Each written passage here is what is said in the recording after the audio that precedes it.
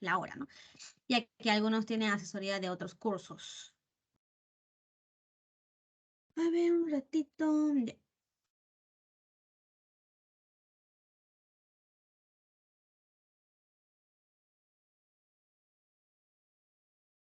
Ay, me equivoqué.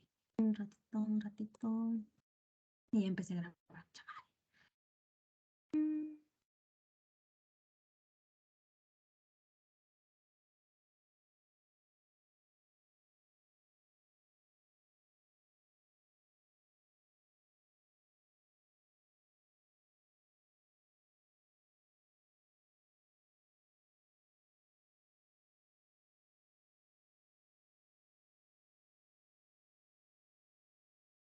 Y no se compartió. Ya, un ratito, otra vez dejé de compartir.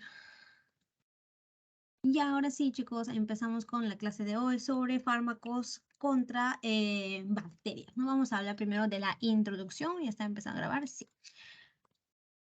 A ver, primero una introducción breve sobre qué son los antibióticos, ¿sí? Primero, los antimicrobianos en general no son fármacos, sustancias no capaces de actuar sobre microorganismos en general, inhibiendo su crecimiento o destruyéndolos, ¿no? Acá en este grupo es un grupo amplio de fármacos, ¿no? Donde están los antifúngicos, antibióticos, antisépticos y desinfectantes, ¿no? Que, bueno, los dos últimos no se le da a los, por vía, o sea, no se le administra a los humanos, no solo los antibióticos. Y hoy nos vamos a enfocar en estos antibióticos, ¿no? Que son sustancias naturales, químicas o semisintéticas, ¿no? Que se administra para lograr un efecto farmacológico que es inhibir el crecimiento y lograr una destrucción de las bacterias, ¿no? Hay muchas formas de clasificar estos antibióticos y una de esas más usada obviamente va a ser por su mecanismo de acción. Primero que nada, ¿no? Esta estructura de la bacteria no tenemos que tenerlo claro, la diferencia de las células de los humanos. En las células de los humanos tenemos ADN, al igual que las bacterias, ¿no? ADN, mensajero de ARN, ARN transcriptasa. Y acá tenemos los ribosomas, que al igual que los humanos, no se usa para sintetizar proteínas que es necesarias para las bacterias. Y acá, muy importante, ¿no? La vía de ácido fólico, que no tenemos los humanos. Obviamente que habíamos dicho en la clase pasada, que las células de los humanos necesitaban ácido fólico para poder generar ácidos nucleicos, ¿no? Como las pirimidinas o las purinas. Lo mismo sucede con las bacterias. A diferencia de los humanos, ellos pueden generar sus propios ácidos, ácidos fólicos a partir de este sustrato, ¿no? Que es el PAO. Nosotros vamos a también tenemos una estructura, ¿no? A diferencia de los humanos, que es la pared celular. Esta cosa gruesa que vemos acá es la pared celular de las bacterias. Y bueno, en todos los sitios que acabo de mencionar van a estar el mecanismo de acción de los fármacos que vamos a mencionar hoy.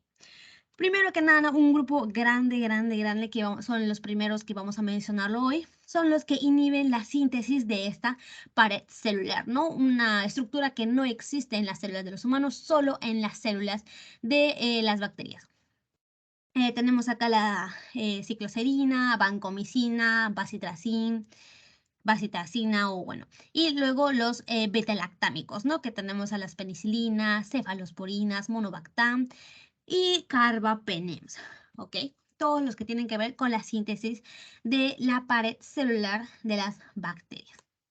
Luego los que van a actuar inhibiendo la síntesis de proteínas esenciales para la bacteria, ¿no?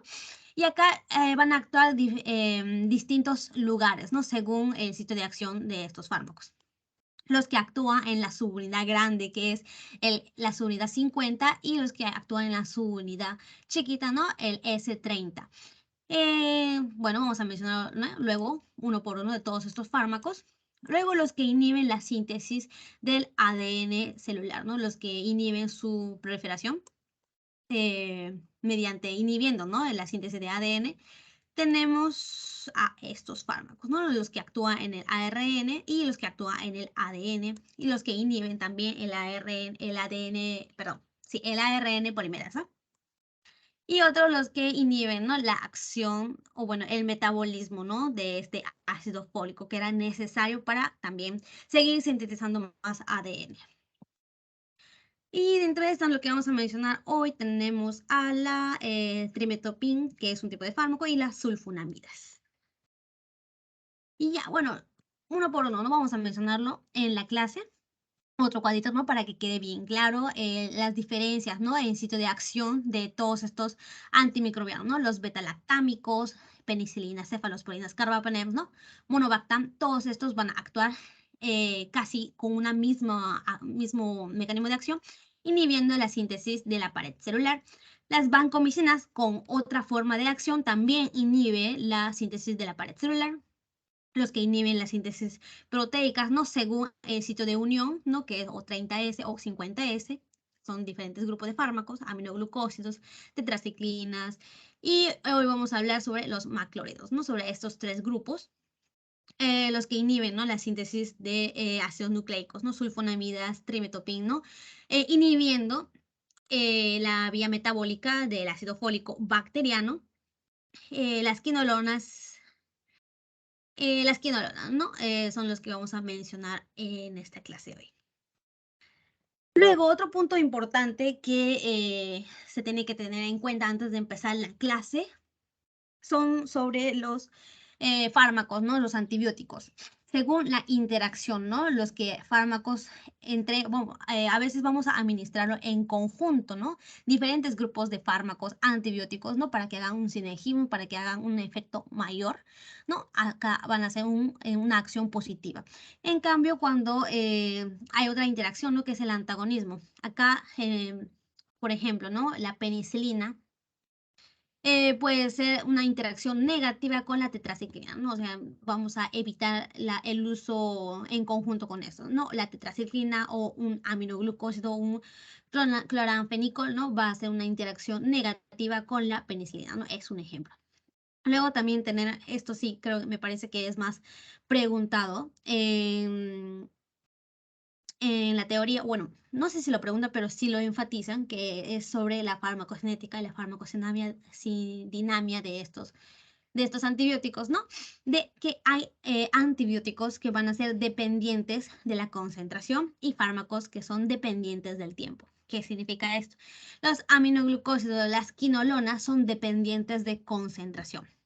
O sea que nosotros lo que vamos a buscar y lo que vamos a querer es administrar gran cantidad una sola vez para que aumente su concentración plasmática, ¿no? A los humanos para que haga su acción. O sea, ellos necesitan tener una gran cantidad de concentración para tener mucha efectividad.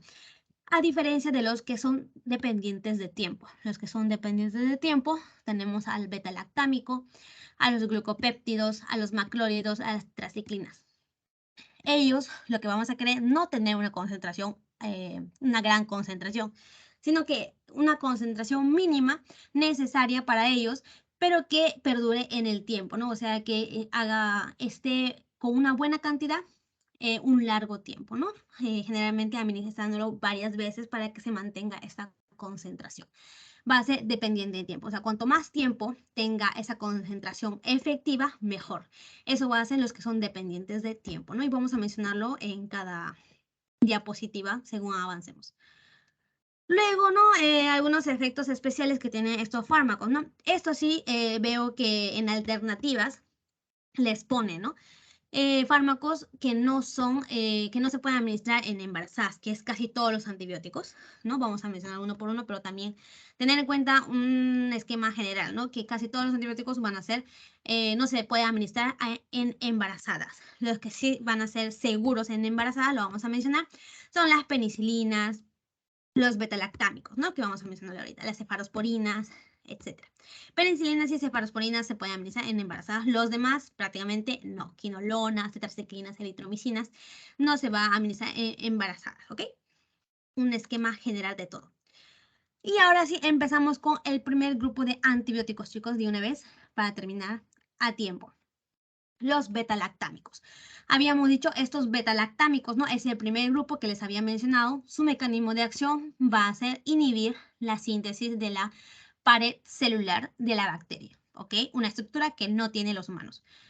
Dentro de este gran grupo de antibióticos tenemos a subgrupos, penicilinas, cefalosporinas y carbapenems, ¿ok?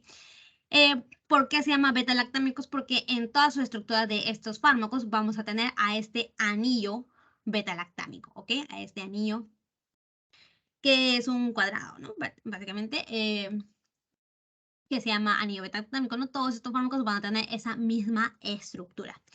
Y lo triste, ¿no? Es que las bacterias, no conocemos nosotros, ¿no? Como estudiantes de medicina, que existe lo que es la resistencia antimicrobiana, que es lo que las bacterias generan, ¿no? Hacia estos antibióticos, por culpa de esta estructura que es muy similar, ¿no? En casi todos estos antibióticos, un gran grupo, han generado resistencia hacia este anillo, destruyendo, ¿no? Las bacterias empezaron a crear enzimas que pueden destruir a este anillo y cada vez más hay menos antibióticos, ¿no? Disponibles para infecciones comunes. Eso vamos a mencionarlo luego. Ya, acá repasando, ¿no? Todos estos fármacos, todos estos grupos de fármacos, penicilina, acuérdense de los nombres, penicilina, cefalosporina y carbapenems, ¿no? Son los 3 grupos que vamos a mencionar hoy. Van a tener la misma estructura que es el anillo beta-lactámico. Su mecanismo de acción, lo vamos a mencionar varias veces, es inhibición de la síntesis de la pared celular, en donde específicamente en el péptido glucano, ¿no? Que es, o peptidoglicano, que es una parte de la pared celular de la bacteria, ¿ok? Aparte también, estos beta-lactámicos van a activar a la autolisina, ¿no? Que es una estructura que la misma bacteria tiene para controlar la presión intracelular, ¿ok? Estos beta-lactámicos, aparte de destruir su pared celular, van a activar a las autolisinas. Estas autolisinas van a aumentar la presión intracelular y lo que hace es así engordarlo la célula al punto que llega a destruirlo. Por lo tanto, ¿no? Acuérdense ese término, ¿no? Estos betalactámicos van a ser bactericidas, o sea que van a destruir a las bacterias, ¿no? Porque quiero que se acuerden de este término porque hay antibióticos que son bactericidas y hay antibióticos que van a ser bacterioestáticos. Estos fármacos bacterioestáticos lo pueden poner si quieren acá un apunte. Son fármacos que van a inhibir el crecimiento de la bacteria. O sea, no lo va a destruir completamente. Estos van a inhibir el crecimiento y lo va a como que deteriorar, o va a dejarlo a la bacteria ahí sin poder crecer y el humano con su sistema inmune va a terminar de destruirlo, ¿no? O sea, estos fármacos bacteriostáticos tenemos que dar a pacientes que tienen su sistema inmune obviamente muy fuerte, o bueno, normal, ¿no? No a los pacientes inmunodeprimidos como los pacientes con SIDA, un ejemplo. Y ya, empezamos, ¿no? Los betalactámicos. La pared celular, vamos a repasar sobre esta pared celular para qué impide. Ya habíamos dicho, ¿no? Nuestra bacteria tiene mecanismo para aumentar la presión intracelular, ¿no? Cuando no está bien esta pared celular, ¿no? Cuando está defectuosa, aumenta su presión intracelular. ¿Qué hace este pared celular? Su función es impedir la lisis de la bacteria por una elevación de presión osmótica, ¿no? Cualquier mecanismo, no solo su mecanismo mismo de la célula, sino otro mecanismo, ¿no? Que pueda aumentar la presión osmótica, ¿no? O la presión intracelular. Esta pared celular, como es una estructura fuerte, va a impedir que se destruya, ¿no? Una estructura que no hay en nuestro organismo. Acá, con esta pared celular, nosotros vamos a dividir las bacterias en 2 grupos, gram positivos y gram negativos. ¿Ok? ¿Según qué? Según si hay una membrana externa. Bueno, en los gram negativos no va a haber una membrana externa y los gram positivos no va a haber una membrana externa y los gram negativos va a haber una membrana externa. Vamos a ver esto también más a detalle. Los peptidoglucanos, ¿no? Habíamos dicho que dentro de la pared celular había una estructura que son los peptidoglicanos o glucanos. Y otra estructura importante que vamos a ver es esta proteína fijadora de penicilina, ¿no? El PPP. Acá tenemos la estructura de la pared celular en conjunto con la membrana citoplasmática de la bacteria, ¿no? Vamos a recordar qué eran esas estructuras porque según La universidad ya lo hemos visto en el curso de microbiología. Pero vamos a repasarlo. La membrana citoplasmática no es la membrana bicapa lipídica que también tenemos los humanos. Las bacterias también lo tienen. Lo que no tenemos es esta estructura, que es la pared celular. Es todo esto. Dentro de la pared celular tenemos dos estructuras. Ciertas bacterias tienen estas dos estructuras. Una membrana externa y el peptidoglucano, ¿no? Como yo les estoy diciendo, algunas bacterias, porque no todas las bacterias tienen esta membrana externa. Vamos a ver acá. Los gram negativos tienen su membrana citoplasmática, su peptidoglucano, que es un peptidoglucano relativamente delgado, y una membrana externa, ¿ok? Que tiene casi la misma estructura que la membrana citoplasmática, ¿no? De las bacterias. Pero la cosa es que la pared celular de los gram negativos va a tener esta estructura, a diferencia de los gram positivos. Los gram positivos no van a tener una membrana externa, ¿ok? Esa es la diferencia principal. Va a tener una gran cantidad de peptidoglicano, va a ser más grueso esta estructura en los gram positivos.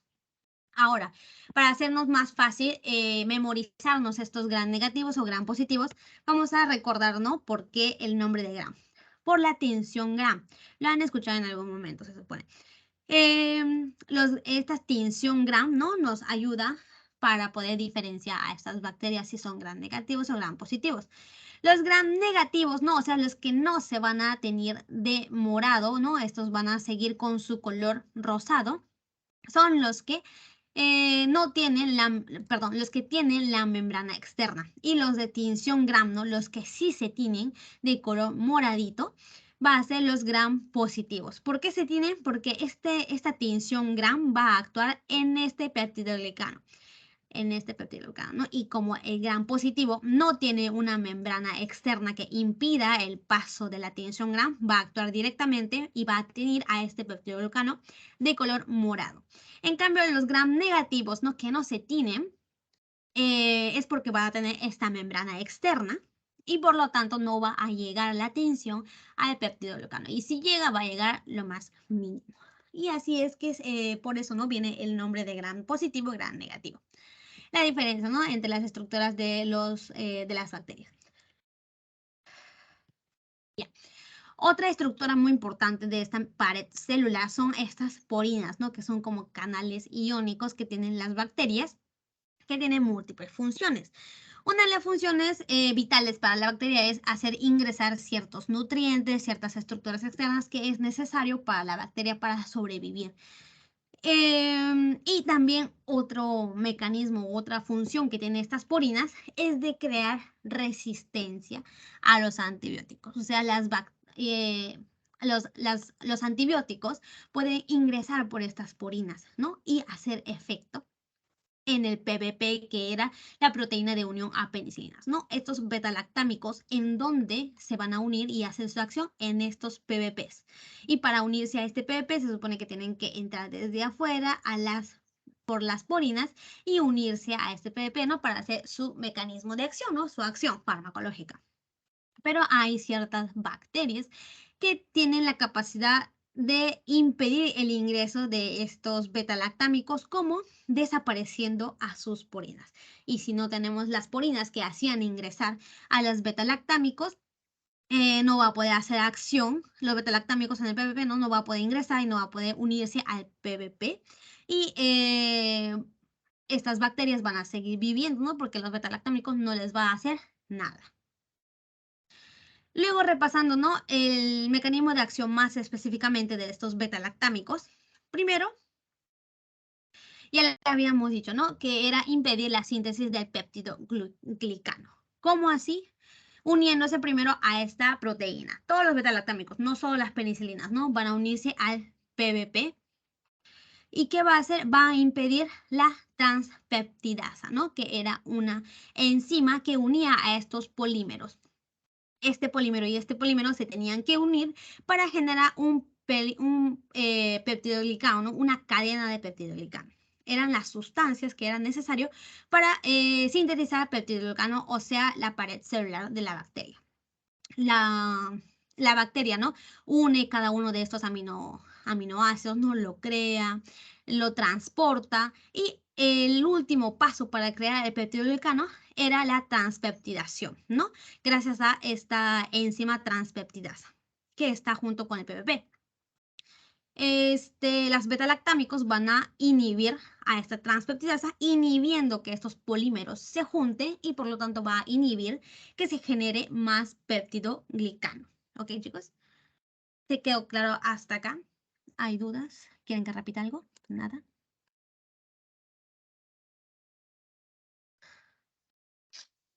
Me falta el aire. Terrible. Ya. Espero que no haya ninguna duda, ¿no? Acá enfatizando el PPP. Hay muchos subtipos de PPP, ¿no? Según qué fármaco se une. Tenemos a los que se unen, ¿no? Más específicamente las cefalosporinas o los carbapenems. Pero bueno, lo vamos a llamar con el mismo nombre, ¿no? Según la teoría también. Y acá, chicos, vamos a primero hablar de las penicilinas, ¿no? Un grupo de los betalactámicos. Vamos a hablar de 3 grupos, ¿ya? ¿Ok? Betalactámicos, penicilinas, cefalosporinas y por último, carbapenems. El primer grupo, las penicilinas. Vamos a clasificarlos según la generación y según su espectro, ¿no? En qué tipo de bacterias van a actuar estas penicilinas. Las penicilinas van a ser primero de la primera generación, ¿no? Los que primero han salido son los más antiguos, se siguen usando algunos. Lo malo es que va a ser de espectro reducido. ¿Qué significa eso? Que solo van a actuar en ciertas bacterias gram negativos. Ok. Después lo de segunda generación, ¿no? Estos van a tener espectro más amplio, ¿no? Son los que van a actuar en las bacterias gram positivas y gram negativas. Y acá los de tercera generación obviamente van a actuar en todos los que actúan en la primera y la segunda. Y aparte van a tener una actividad anti-pseudomona, ¿ok? Esta bacteria lo van a preguntar bastante, ¿no? Les va a venir casos clínicos, ¿no? Preguntándoles, ¿no? Que han hecho un antibiograma, ¿no? Que es un examen de laboratorio para ver qué tipo de bacteria está causando la infección. Y les sale, ¿no? Que este paciente o que está hospitalizado, le detectaron que tiene una pseudomona, qué fármaco le va a administrar y bla, bla, bla, le van a poner opciones. Y dentro de la clase de hoy vamos a mencionar varios fármacos que tienen esta actividad anti-pseudomona, ¿ya? Así que ojo con esta bacteria y con los fármacos que actúan con esa bacteria. Ya. Dentro de la primera generación, ¿no? Tenemos a los naturales, a los que literalmente están usando a los hongos, ¿no? Tenemos acá la penicilina G, la penicilina B, la penicilina B grande. Los isosaxoil penicilina, ¿no? Acá los más escuchado creo que es la penicilina o la dicloxacilina. Dentro de la segunda generación tenemos a la aminopenicilina, que dentro de estas son también muy conocidos, muy usados, la ampicilina, la amoxicilina, creo que todos ustedes han escuchado una vez en su vida. Y los de la tercera generación, los que tienen actividad anti-pseudomona, ¿no? Un grupo de bacterias. Tenemos a las carboxipenicilinas y las ureidopenicilinas. Las carboxipenicilinas tenemos a las carbenicilina y ticarcilina, no muy usado, no lo vamos a mencionar mucho. Y las piperacilinas, ¿no? Acá está mal, piperacilinas. Los que he cambiado de color, ¿no? Quiero enfatizar que estas penicilinas naturales, ¿no? Van a ser fármacos que son sensibles al pH ácido. Vamos a tratar de no administrarlo por vía oral, ¿no? Porque lo va a degradar el ácido gástrico. Pero estas penicilinas B, la B grande, sí lo han hecho como para poder administrar por vía oral. Ojo con eso. Y otra cosa sensible, ¿no? La piperacilina va a ser un antibiótico que va a ser sensible a la beta-lactamasa, ¿no? Una enzima que tiene los antibióticos que acá estaba, que me olvidé de mencionarlo. Habíamos dicho que uno de los mecanismos de resistencia que tienen las bacterias contra estos antibióticos es generar estas enzimas, las beta-lactamasas, ¿no? Es un tipo de enzima que pueden destruir a estas beta-lactámicos, ¿ok? ¿En dónde? En ese anillo beta-lactámico, ¿no? Estas beta-lactamasas han creado las mismas bacterias para poder ser resistentes contra estos antimicrobianos, contra estos antibióticos y así no morir y seguir infectando al humano, ¿no? Al paciente. Vamos a mencionar un poco sobre la farmacocinética de este primer grupo, ¿no? Que son las penicilinas. A ver, primero vamos a hablar que casi todos, ¿no? Van a ser absorción por vía oral, ¿no? Va a ser variable la dicloxacilina, la ampicilina, la amoxicilina. Estas sí vamos a poder administrar por vía oral porque son estables al jugo, al ácido, ¿no? Al pH ácido. Y van a ser bien absorbidas, ¿no? Se van a administrar al menos 1 o 2 horas antes o después de los alimentos, ¿no? Según el fármaco. Luego las penicilinas naturales, ¿no? Para alargar su vida media, un punto importante, se le tiene que administrar con ciertos grupos, ¿no? O vamos a unir a estas penicilinas con ciertos grupos benzatínicos y procaínicos. ¿Por qué? Para poder aumentar la vida media efectiva de estas penicilinas, ¿no? Sin estos fármacos va a durar que 1 o 2 horas y no va a ser una acción favorable, ¿no? Habíamos dicho que las penicilinas era uno de los fármacos tiempo dependiente, que tenemos que mantener el tiempo una dosis efectiva. Para eso se han creado estos grupos benzatínicos y procaínicos para administrarlos junto con las penicilinas, ¿ya? Gracias a la unión de estos grupos benzatínicos y procaínicos, ¿no? Alarga el tiempo que puede mantenerse con concentraciones altas las penicilinas. Y llegan a alcanzar, ¿no? A concentraciones suficientes para poder eliminar cepas susceptibles de neumococos o meningococos, ¿no? Principalmente la ampicilina es usado para el meningococo, los que pueden causar meningitis, ¿sí o no? En efectos adversos vamos a mencionar que las penicilinas, ¿no? Primero que nada son seguras en la gestación, esto pueden preguntar chicos, y en la lactancia, ¿ok? En la lactancia tiene muy baja toxicidad. Y no, generalmente esas penicilinas, todas las penicilinas no presentan efectos adversos, pero hay casos raros, ¿no? Donde pueden generar hipersensibilidad tipo I, tipo 1, perdón, tipo 1, ¿no? Con la inmunoglobulina E pueden generar rash cutáneo, náuseas, vómitos, urticaria. Y se pueden usar para una insuficiencia renal, ¿no? Siempre y cuando se ajuste la dosis. Cuidado con la dosis en pacientes con insuficiencia renal. Y empezamos a mencionar uno por uno, ¿no? En qué tipo de infecciones vamos a usar cada fármaco. Aunque no es muy preguntado, vamos a mencionar lo más importante siempre. Primero la penicilina G o la penicilina que se puede administrar por vía oral, la penicilina B. ¿No? Estos van a tener una mala biodisponibilidad, ¿no? Por eso es que se tiene que dar continuamente, ¿no? Una dosis continua de cada 6 horas, si es posible más.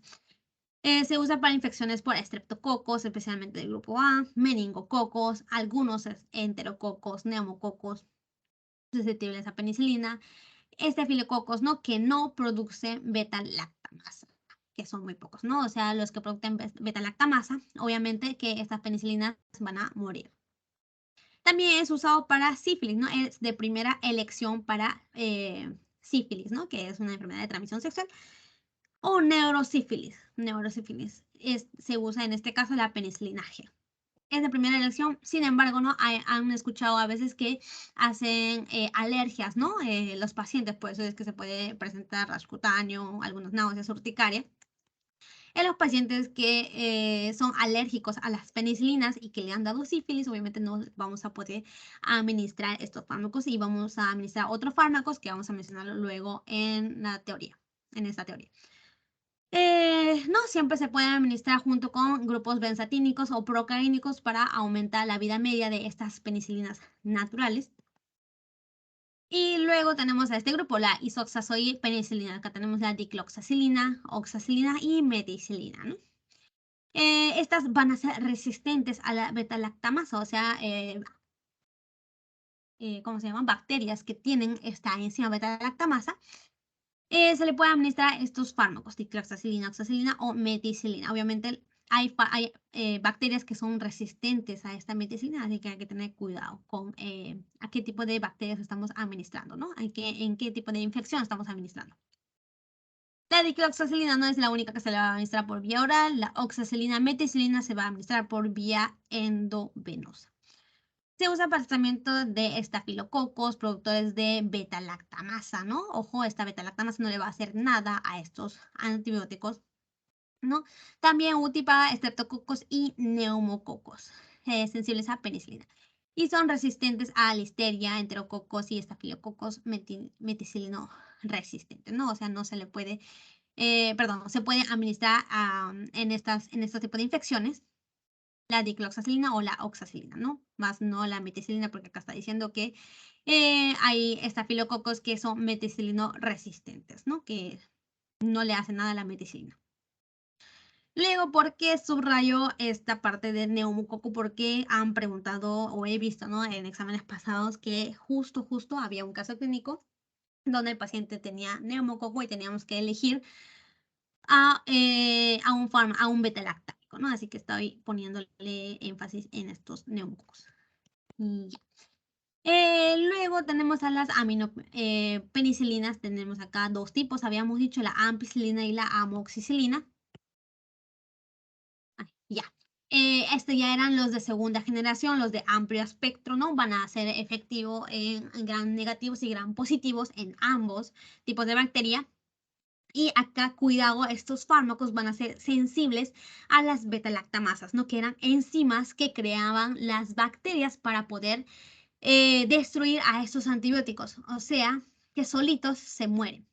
Y para eso, para poder contrarrestar eso, nosotros vamos a administrar estas ampicilinas o amoxicilinas junto con ácido clavulánico, ¿no? Que es otro sustrato que se parece al anillo beta-lactámico y así las bacterias van a usar la beta-lactamasa para que se una a este ácido clavulánico y dejen en paz a estos antibióticos, ¿ok? Como la ampicilina o la amoxicilina. Luego, uno por uno. La ampicilina se va a administrar por vía parenteral de preferencia, pero también se puede administrar por vía oral. Su absorción va a requerir un medio ácido, un punto característico de la ampicilina. No se administra junto con comidas, ¿no? O cerca de las comidas, porque las comidas pueden cambiar el pH del estómago, ¿no? Y esta ampicilina necesita un pH ácido para hacer buena absorción. Se administra también cada 6 horas, ¿no? Son poco durables. Y se administra, es efectivo para la shigelosis, ¿no? Pocos fármacos tienen actividad contra esta bacteria, shigelosis, la shigella.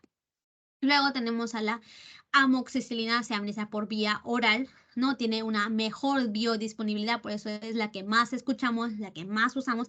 Amoxicilina, chicos, ¿sí lo han escuchado? ¿Sí o no? Díganme que sí, hagan reacciones.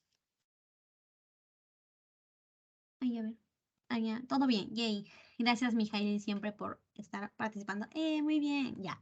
Si han escuchado, no, o sea, yo creo que he tomado. Me han recetado alguna vez. Tiene una buena biodisponibilidad de 75 a 90%, no altera, ¿no? Según las comidas, ¿no? Y muy buena, se puede administrar por vía oral porque son resistentes a los ácidos, ¿no? A diferencia de las penicilinas naturales, ¿no? Y tiene más duración, ¿no? Se puede administrar cada 8 horas, ya no tanto como estas ampicilinas. Luego habíamos dicho que había otro grupo, ¿no? Los de la tercera generación. Ay, no, perdón, me faltó.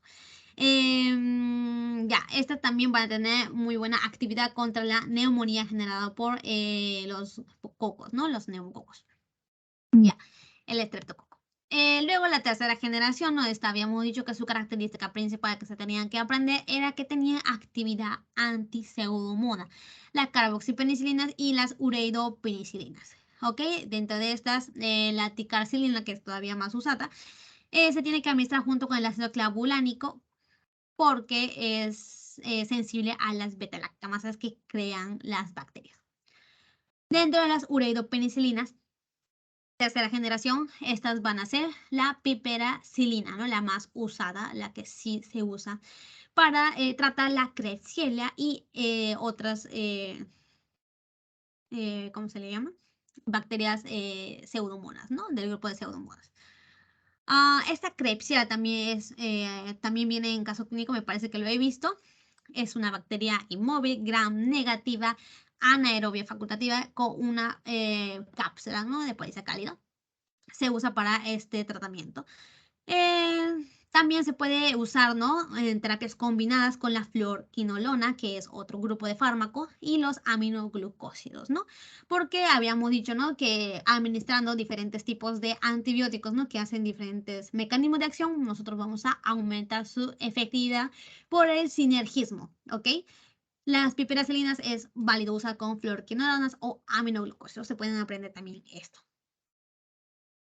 Usualmente se combinan con inhibidores de la beta-lactamasa porque estos dos grupos van a ser sensibles a las beta-lactamasa. Le vamos a ayudar con sulbactam o tazobactam, ¿ok? Otras sustancias que van a ayudar a que no se degrade el anillo beta-lactámico de este antibiótico, ¿no? La piperacilina. Y es muy usado, muy escuchado en los hospitales también este pipetazo, ¿no? Una forma de decirle, ¿no?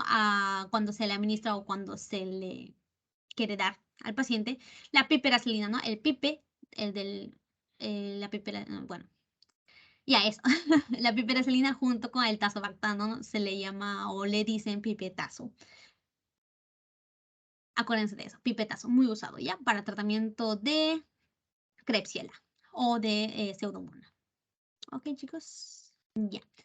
Luego terminamos con las penicilinas, chicos. Vamos a hablar del grupo de las cefalosporinas, que es un montón. O sea, acá son los que están en la teoría que les da la universidad, pero aparte de estos también hay mucho más.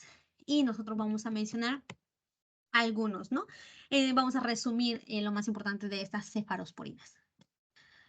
Se va a dividir, ¿no? Según generación, obviamente que los de la primera generación son los más antiguos, los que tienen, digamos, menos espectro, los que menos usados también, ¿no? O sea, cada vez más se han creado nuevas cefalosporinas para que tenga más actividad contra varias bacterias. Ok. Los de la primera generación, ¿no? Tenemos a la cefazolina, cefadroxilo, cefalexina y cefradina. Dentro de esta, la única que se administra por vía intravenosa va a ser la cefazolina, ¿no? Y es por eso, acá tenemos la cefazolina, es usado para una profilaxis prequirúrgica, ¿no? O sea, a todos los pacientes que se le tiene que hacer una cirugía, ¿no? Y va a entrar a sala de operaciones y le van a abrir el abdomen, por ejemplo, se le tiene que dar una profilaxis, o sea, aunque no tengan ninguna infección esta paciente, se le tiene que dar esta cefazolina para prevenir justamente las infecciones que puede ocurrir en la sala de operaciones, ¿ok? La cefalosporina, ¿no? De primera generación que se usa para profilaxis prequirúrgica va a ser la cefazolina, ¿no? Pueden acordarse de eso. Y los demás va a ser de administración vía oral, básicamente. Se le usa para infecciones del tracto urinario, para una ITU, infecciones respiratorias, infecciones de la piel.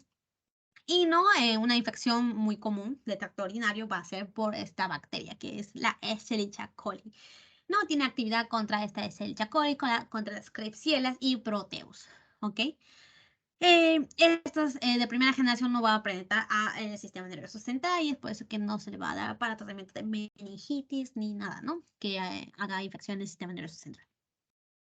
Luego, de segunda generación, chicos, tenemos a la cefuroxima, cefoxitina, cefotetán, cefaclor, ¿no? Todos estos son de segunda generación, básicamente se va a administrar por vía oral. No, perdón, vía intravenosa y la cefuroxina se va a administrar por vía oral en los pacientes adultos y el cefaclor va a usarse por vía oral en los pacientes pediátricos, ¿no? Que tienen alguna infección.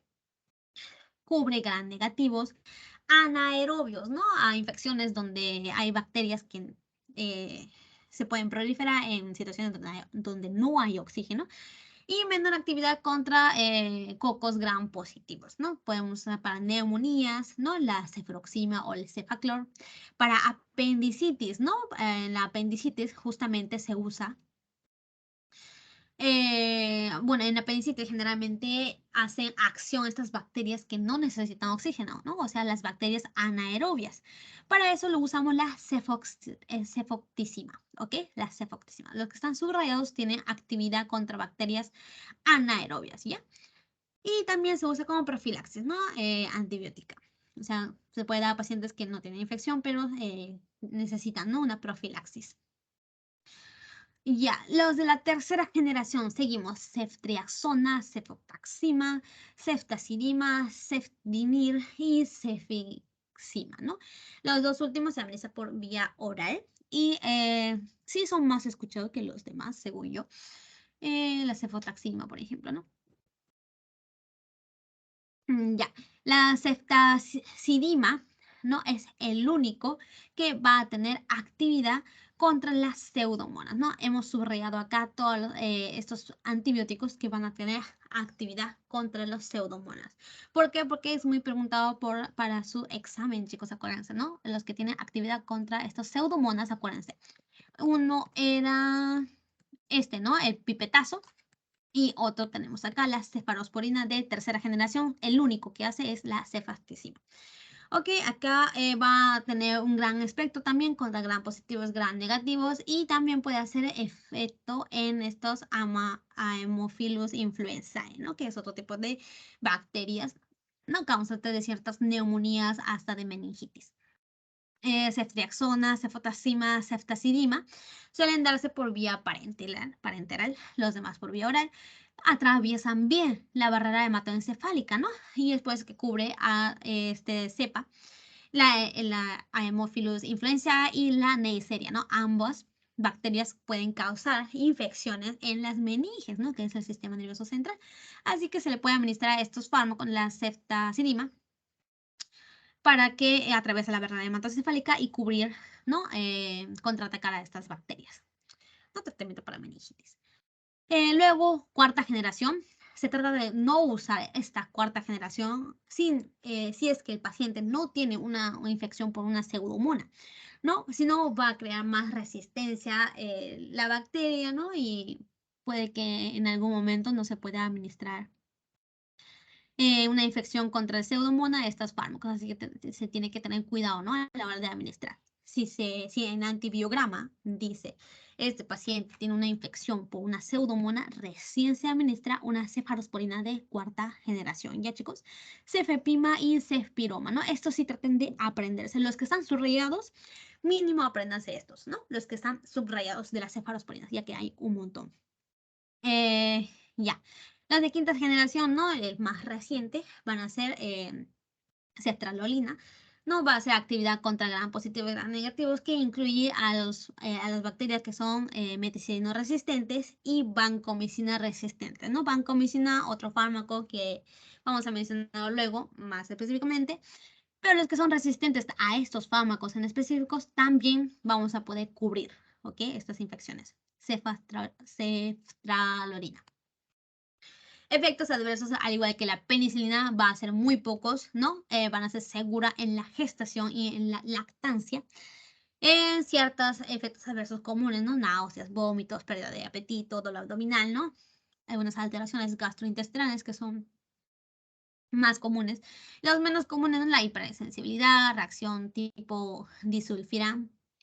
Y estas van a reducir algunos factores de coagulación, ¿no? Dependiente de vitamina K, que era 1972, ¿no, chicos? El 10, el 9, el 7, el 2, pueden reducirlo, pueden generar sangrados. Luego, puede aumentar la nefrotoxicidad, ¿no? De los aminoglucósidos. No vamos a tratar de no darle, ¿no? Esta cefalosporina junto con aminoglucósidos, ya que aumenta su nefrotoxicidad. También puede generar colitis pseudomembranos en estos pacientes. Más acuérdense de esto. Y me parece que lo he subrayado porque vino en uno de los exámenes pasados. Así que literalmente en este tema de antibióticos, aparte de que es muy amplio, no literal son capítulos gigantes de fármacos, ¿no? Es muy amplio la parte de la terapéutica, ¿no? De cómo administrar, en qué infecciones se le da. Aparte de que es muy grande, ¿no? La teoría está resumida, muy resumida de estos libros. Y nosotros ahorita en las asesorías vamos a tratar de captar puntos más importantes. O sea, vamos a resumir más y más la teoría que les da su profesor, ¿no? Así que espero terminar la clase, ya son las 6. Los últimos de los beta-lactámicos, chicos, los carbapenem, estos sí son potentes, potentes.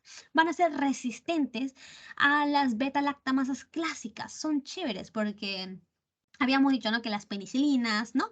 De tercera generación, de segunda generación, ¿no? Como la amoxicilina, ampicilina, ellos no van a poder actuar contra las bacterias que tenían estas beta-lactamasas, ¿no? O sea, no les hace nada. El antibiótico no les hace nada a estas bacterias. En cambio, ¿no? Cuando ya en el antibiograma, que se le diagnostica, ¿no? Este paciente tiene una infección contra una bacteria que tiene beta-lactamasa, no le vamos a poder dar ni penicilina ni cefalosporina, ¿no? Le vamos a dar directamente estos carbapenems, que son de amplio espectro, ¿no? Todos los carbapenems son de amplio espectro y son resistentes a las beta-lactamasas clásicas que destruyen a la penicilina y a la cefalosporina. Aparte, porque son chéveres, porque son más fuertes, porque también tiene actividad contra las pseudomonas, ¿ok? Ojo con eso, chicos, pseudomonas, siempre ojo con estos fármacos. Y solo se administra por vía endovenosa, porque ¿qué tipo de pacientes tienen estas infecciones complicadas, ¿no? Que tienen mucha resistencia.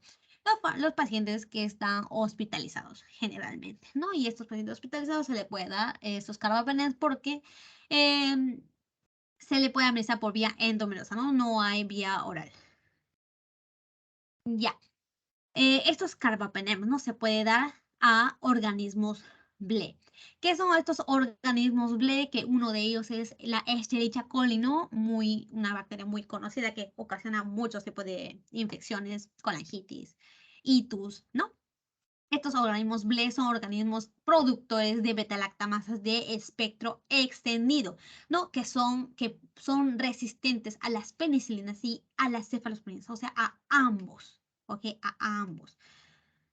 Y encima o sea, ahorita el problema, ¿no? De esta resistencia antimicrobiana es tan fuerte que hay bacterias que han generado resistencia contra estos carbapenems, generando beta-lactamasas que hacen efecto a los carbapenems. O sea, las beta-lactamasas clásicas, ¿no? Que tienen los organismos BLE, solo cubrían a las penicilinas y a las cefalosporinas. Pero ahora ya hay bacterias que generaron este gen KPC que van a ser resistentes a los carbapenems. O sea que los carbapenems no le hace efecto para nada. Un grupo de bacterias que tienen esta actividad va a ser las Klebsielas, ¿ok? Las Klebsielas. Por eso es que les enfaticé, ¿no? Por ejemplo, el pipetazo, ¿no? Tenía actividad contra esta Klebsiella. Así que también apunten todos los fármacos, ¿no? Que tengan actividad contra esta bacteria. Ya, me falta aire, ya. Empezamos, ¿no? Uno por uno con los carbapenems que nos menciona la teoría. El imipenem, primero que nada, se administra en combinación con la cilastatina, ¿no? Que inhibe la degradación por vía renal, ¿no? Por ciertos peptidasas, ¿no? Que pueden degradar el imipenem, se le tiene que dar cilastatina, ¿no? Junto con esta inhibidor de peptidasas. Me había olvidado, chicos. Todos estos carbapenems tienen actividad contra la pseudomonas, excepto el ertaperem, ¿ok? Ok. Y ya. Así que en un caso clínico que les venga, bueno, este paciente tenía infección, ¿no? Este paciente hospitalizado tenía una infección contra un organismo BLE. ¿No? Que tiene una beta-lactamasa que no puede administrar perdón, una penicilina o una cefalosporina. Y era una pseudomona, ¿no? Era una bacteria pseudomona que le damos, no le vamos a dar una penicilina, porque no le hace efecto. Se le tiene que dar un tipo de carbapenem. Y acá vamos a elegir el imipenem, meropenem o doripenem, más no el ertapenem, ¿ok? Porque no tiene actividad contra las pseudomonas. ¿Ok, chicos? Seguimos. Cubre, ¿no? Estreptococos, estafilococos, que no son meticilinos resistentes, enterococos, enterobacterias, excepto, ¿no? Las productoras del KPC, ¿no? Que son los que generan beta-lactamasas que destruyen a los carbapenems. Incluye anaerobios también, ¿no? Como la B. flagelitis, nocardia y algunas micobacterias, ¿no? Como la tuberculosis, ¿no? Un tipo de micobacteria. Efecto adverso, ¿no? Se puede ver náuseas, vómitos, convulsiones, ¿no? Ya que puede llegar al sistema nervioso central. El meropenem, este va a tener actividad más contra el gram negativo que contra el gram positivo, ¿no? Y medicamento de elección para la meningitis bacteriana, ya que pasa al sistema nervioso central y no causa este efecto adverso que son las convulsiones. El doripenem es similar al meropenem, pero tiene mayor actividad contra las cepas resistentes a antipseudomonas, ¿ok? Antipseudomonas. El ertapenem, ¿no? Es lo que tiene más larga subida media, ¿no? A comparación de los demás. Y tiene pobre actividad contra los enterococos, pseudomonas y acinobacter, ¿no? Si tiene una de estas infecciones el paciente, se le va a dar los demás. Y útil contra enterobacterias y anaerobios.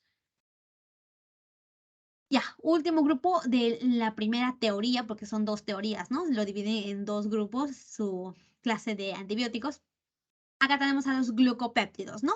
Y el más conocido, acuérdense, la vancomicina, Estos glucopéptidos ya no es parte de las de los betalactámicos, no tienen el mismo anillo, no les puse la estructura acá, pero no es lo mismo.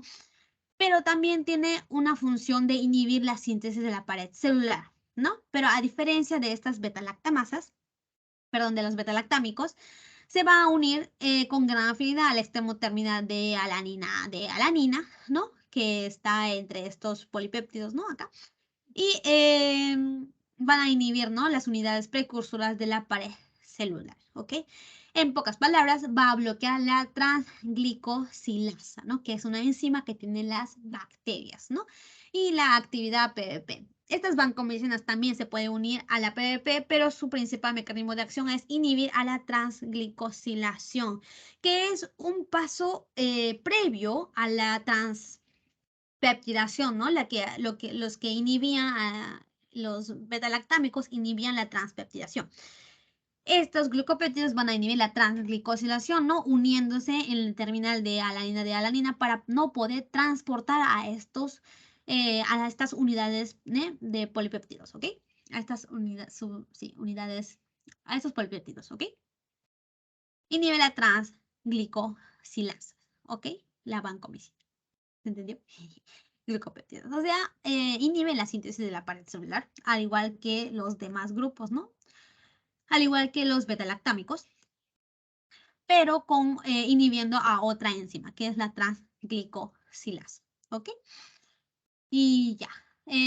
Solo va a ser efectivos contra los gram positivos, ¿no? ¿Por qué? Porque va a tener una estructura muy grande que no van a poder atravesar a estas porinas. Las bacterias van a ser resistentes contra estos glucopéptidos, ¿no? O sea, no les va a hacer nada a estos glucopéptidos cuando tienen porinas. O sea, los gram negativos que tenían su membrana externa, ¿se acuerdan? En la membrana externa teníamos a estas porinas. Estas porinas pasan las betalactámicos, pero no pasa estos glucopéptidos porque son muy grandes. ¿Ok? No va a ser de espectro reducido porque solo va a actuar en los gram positivos. Acuérdense de eso. Y bueno, tenemos acá la vancomicina y otro glucopéptido que es más nuevo, que es la telavancina. Esta vancomicina, ¿no? Va a ser un mecanismo de elección para la profilaxis quirúrgica que puede tener una bacteria, que puede darle una bacteria meticilino resistente. Y esta telavancina se le puede dar a los pacientes que le han dado una infección resistente a la vancomicina. ¿Ok? Su efecto adverso, ¿no? Esto es glucopéptido.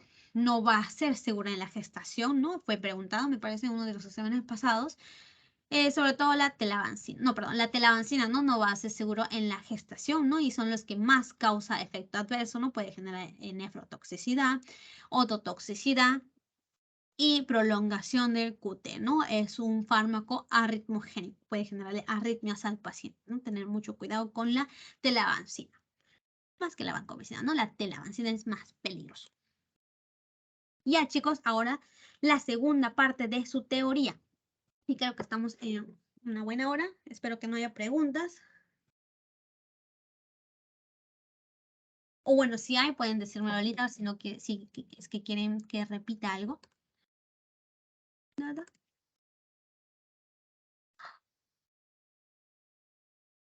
Un poquito de agüita antes de seguir. ¿Ninguna pregunta, chicos? A ver. ¿Alguien me ha escrito por WhatsApp? Ya bueno, no era ustedes. Dame un ratito, chicos.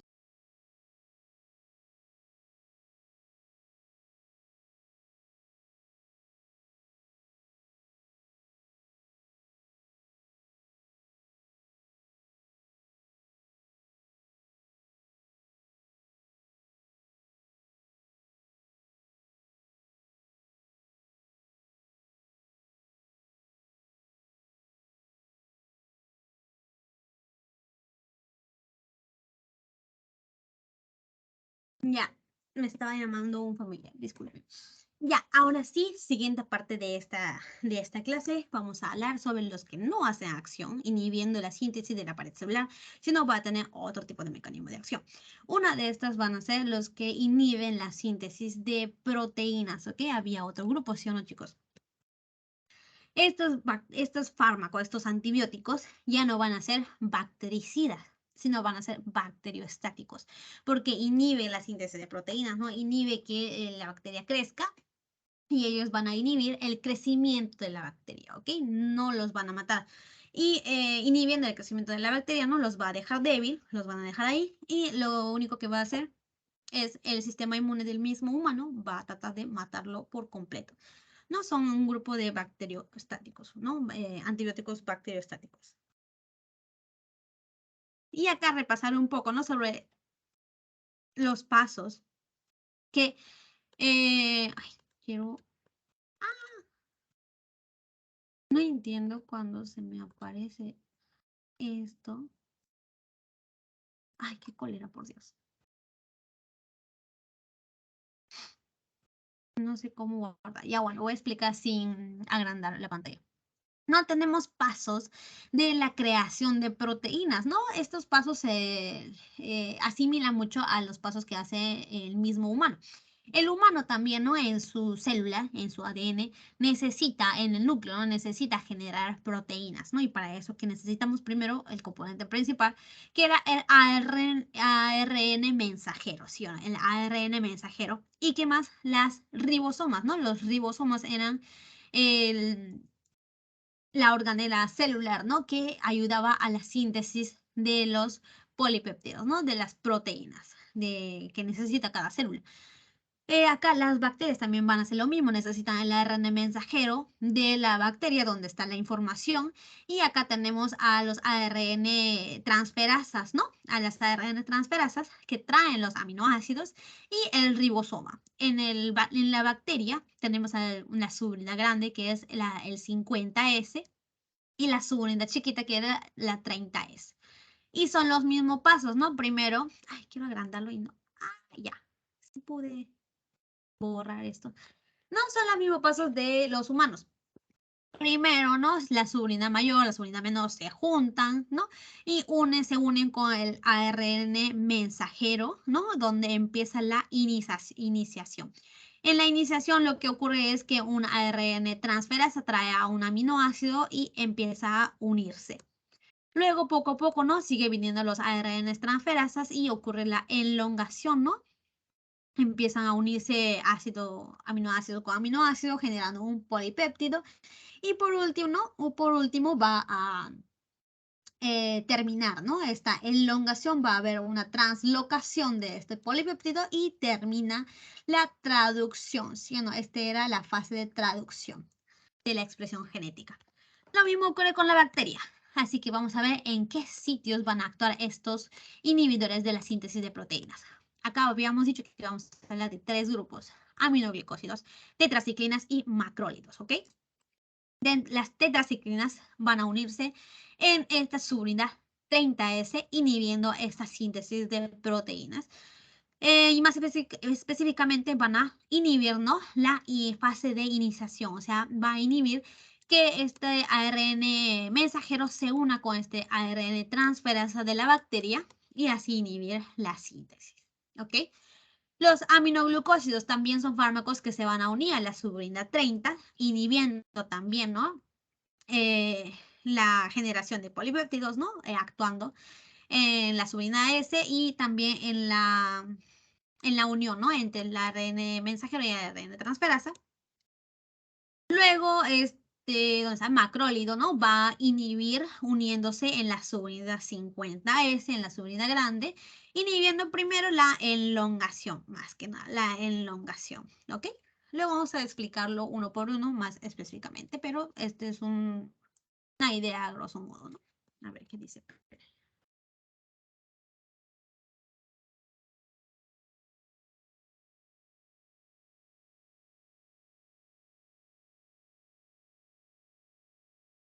Ya, y acá seguimos con este cuadrito que nos da la teoría, ¿no?, sobre los fármacos que inhiben la síntesis de proteínas. Tenemos a los bueno, los fármacos que actúan en la subunidad 30S.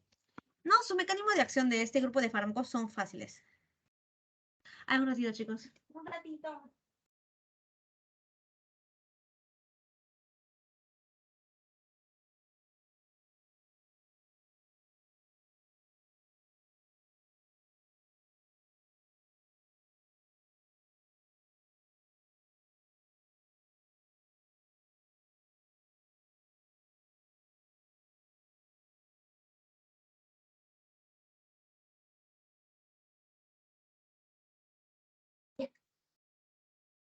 Ahora sí, disculpen, chicos.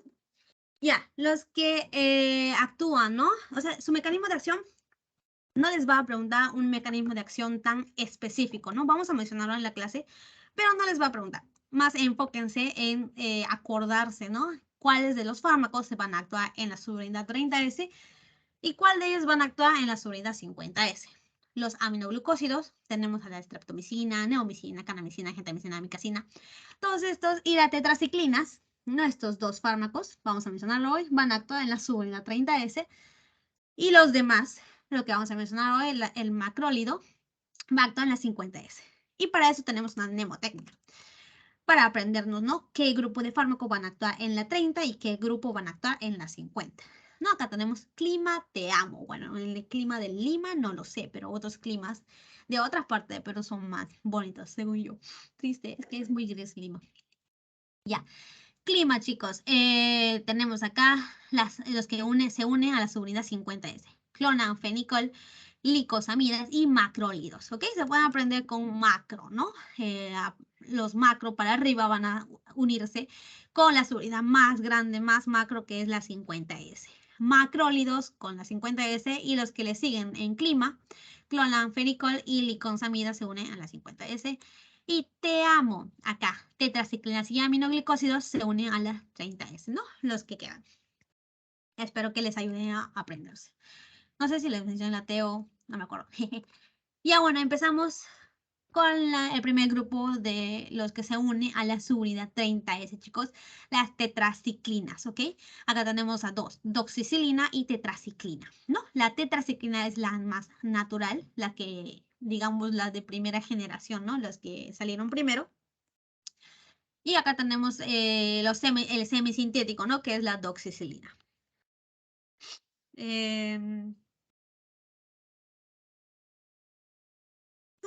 Ya, disculpe. Estos fármacos, ¿no?, van a ser fármacos de amplio espectro, o sea que van a actuar contra gram positivos, gram negativos y con infecciones que entran dentro de las células de los humanos. ¿ok? Las infecciones intracelulares o también llamadas infecciones atípicas, ¿no? Acuérdense de eso, que lo vamos a mencionar bastante. A ver. Un ratito, para ver si no me estoy olvidando nada.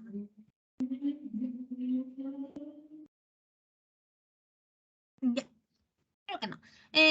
Tenemos estas tetraciclinas, ¿no? Se van a unir a la subunidad 30S, habíamos dicho, y va a inhibir la síntesis de proteínas, ¿no?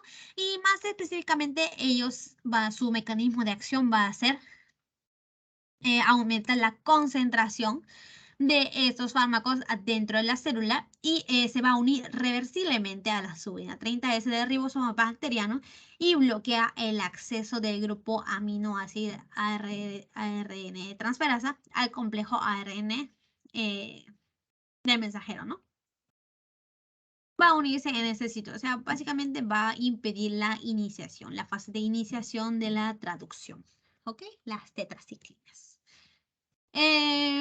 Van a tener, tienen una actividad bacterioestáticas más no bactericidas, ¿no? Y acuérdense, son teratógenos, ¿no? A partir de este PPT, todos los fármacos van a ser teratógenos. Sí, generalmente. Luego, este fármaco, ¿no? Va a tener actividad contra gram positivos, más que gram negativos, pero en ambas, básicamente. Va a tener actividad contra streptococcus pyogenes, streptococcus pneumoniae, sensibles a penicilinas, y actividad contra Staphylococcus aureus, incluso en cepas resistentes, ¿no? Con cepas resistentes a la meticilina. También se puede usar para tratamientos que no son para bacterias, ¿no? Como la brucelosis, perdón, la brucelosis y la malaria, ¿no? Que no es una bacteria, no es un parásito, es un virus. También se le puede actuar contra la malaria. También para infecciones atípicas que son intracelulares, ¿no? Como los Bacillus anthracis, Listeria, monocitogénesis o para infecciones de transmisión sexual, ¿no? En estas tenemos a la clamidia, que no, estas bacterias se meten dentro de las células del humano y destruyen, ¿no? Empiezan a hacer su infección. ¿Qué más? Para la gonorrea. ¿Qué más? Ah, sí, básicamente esos dos enfermedades, ¿no? Enfermedad de transmisión sexual, clamidia, básicamente, y gonorrea también. Y también para neumonías atípicas. Dentro de estas tenemos, por ejemplo, a los micobacterios, ¿no? A este grupo de bacterias, el micobacterium, pueden anotarlo ahí. Estos también van a actuar, estas bacterias van a entrar entrando a la célula del humano, ¿no? Y por eso es que en estas neumonías atípicas que entran a la célula del humano, también van a hacer efecto las tetraciclinas. Ok, chicos. Y acá mencionamos un poco sobre efectos adversos de este grupo de fármacos. Ya mencionamos el mecanismo de acción. Van a generar trastornos digestivos, ¿no? Un poco común como náuseas, vómitos, ¿no? El efecto adverso que quiero que se aprendan más va a ser esto, los depósitos de fármaco en los huesos y en los dientes, ¿no? Pueden generar daño en huesos y dientes, ¿no? Puede generar insuficiencia hepática ya que su metabolismo, ¿no? Se basa en este órgano, ¿no? Parcialmente, ¿no? Otros van a ser también eliminados por la vía biliar o vía renal, pero también pueden generar insuficiencia hepática. Hay fototoxicidad, ¿no? Hay una hipersensibilidad hacia la luz, puede generar vértigo y obviamente no se le va a administrar a embarazadas, ¿ok, chicos? Acuérdense, ¿no? Está clasificado en el riesgo de las embarazadas, ¿no? Y básicamente porque se puede acumular en los huesos de los bebés y de las embarazadas también. Ah, sí, en el síndrome, no lo menciona la teoría, pero si es que pueden anotarlo, pueden anotar que puede generar el síndrome de Fanconi, ¿no? Y ya, a ver el siguiente. Básicamente estas tetraciclinas, ¿no? Doxacilina y tetraciclina, puede usarse para infecciones de las vías respiratorias, ¿no? Neumonías atípicas, endometritis, salpingitis y uretritis. Se puede usar para la enfermedad de Lyme, neumonías, ¿no? Por micoplasma, ¿no? Micoplasma pneumoniae, ¿no? Que son infecciones intracelulares o también llamados atípicas. para clamidiosis, ¿no? Que es una infección por vía de transmisión sexual, ¿no? Que también hace una proliferación intracelular, ¿no? Se le puede dar a estos fármacos. Y para el tratamiento de la cólera también es un fármaco de primera elección para la cólera, ¿ok? La tetraciclina o la doxacilina. Ya, eso básicamente. Y un poco sobre la resistencia antimicrobiana. Ya habíamos dicho, ¿no? Que hay bacterias que generan beta-lactamasas, hay bacterias que borran sus polinas. Y en este caso, ¿cómo se llama? Su mecanismo de resistencia que genera estas bacterias, ¿no? Es, confiere, ¿no? Al microorganismo una incapacidad para acumular el fármaco, ¿no? O sea, va a generar porinas para botar al fármaco fuera de la célula y impedir, ¿no? Que aumente la concentración intracelular de este fármaco de la bacteria, ¿no? Puede generar un flujo activo de salida dependiente de magnesio, proteína de resistencia codificada por los plásmidos, una inactivación enzimática del fármaco, ¿no? Puede generar enzimas que inactivan el fármaco y puede generar también proteínas bacterianas que impiden la unión, ¿no? Al ribosoma bacteriano, ¿ok? Este es el mecanismo más importante, que generen proteínas para impedir la unión del fármaco con su sitio de acción, ¿ok? Es lo más importante. Ya, a ver, ¿alguna pregunta, chicos, en este punto, en este grupo de fármacos? Acuérdense, tetraciclinas, los que inhiben a la subunidad 30S, inhibiendo la síntesis de proteínas.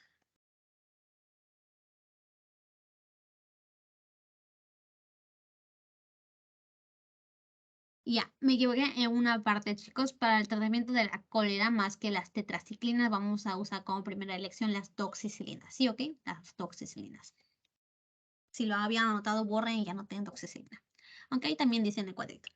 Ya, segundo grupo, chicos, de los que inhiben la síntesis de proteínas, tenemos al aminoglucósido, ¿ok? Estos van a unirse, perdón, ya, los que van a unirse en la subunidad 30S, ¿ya? Su mecanismo de acción va a ser a dosis alta, ¿no? Va a ser bactericida. Ay, me olvidé de mencionar, creo. No, ya, estos aminoglucósidos, ¿no? Eran fármacos de dosis dependiente. Habíamos dicho, ¿no? Que había dosis dependiente y tiempo dependiente. Los aminoglucósidos va a ser dosis dependiente, o sea que necesita que aumentar, ¿no? Dosis relativamente altas de esos fármacos dentro de las células de la bacteria para poder hacer una buena efectividad, efectividad antibacteriana, ¿no? Estos fármacos van a ser bacteriostáticos, sin embargo, ¿no? A altas dosis de administración de este fármaco puede tener un efecto bactericida, ¿no? O sea, siempre hay excepciones en medicina. Uno de estos es esto, aminoglucósidos, mecanismos bacteriostáticos y bactericidas, ¿ya? Su mecanismo de acción va a ser unirse a la subunidad 30S, más específicamente uniéndose a la subunidad 12 de la 30S, ¿ok? Bloquea la inicio de la síntesis proteica, ¿no? Bloquea la traducción posterior y propicia la finalización prematura y abrupta de la síntesis de proteína, ¿no? Generando proteínas o polipéptidos que no se van a poder usar por las bacterias y así impedir el crecimiento de la bacteria. Eh, y ya. Tenemos importantes efectos tóxicos, ¿no? Estos aminoglucósidos son uno de los fármacos que más tienen efectos adversos, ¿no? Tenemos acá los que generan ototoxicidad, ¿no? Pueden generar hipoacusia a los pacientes, ¿no? La neomicina, kanamicina, amicacina, según la teoría. Mayor toxicidad vestibular. También tenemos a la streptomicina, gentamicina. Mayor nefrotoxicidad tenemos a la neomicina y trovamicina, ¿no? Todos son aminoglucósidos. Ya, el mecanismo de resistencia de los de las bacterias, ¿no? Para este grupo de fármacos tenemos la disminución de la captación de fármaco, ¿no? Otra vez, ¿no? Evitando que haya una alta concentración dentro de la célula de la bacteria. Síntesis de enzimas asociada a plásmidos que inactivan a estos antibióticos, ¿no? Pueden producir estereasas, acetilasas, ¿no? Que inhiben completamente a estos aminoglucósidos.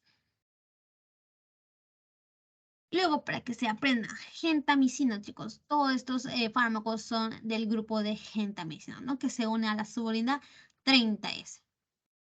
¿Qué hablo? Todos estos grupos son los aminoglucósidos, ¿ok? Gentamicina, estreptomicina, neomicina, tobramicina y amicacina. Dentro de los más usados, y sí o sí se tiene que aprender, es la gentamicina y la estreptomicina, ¿ok?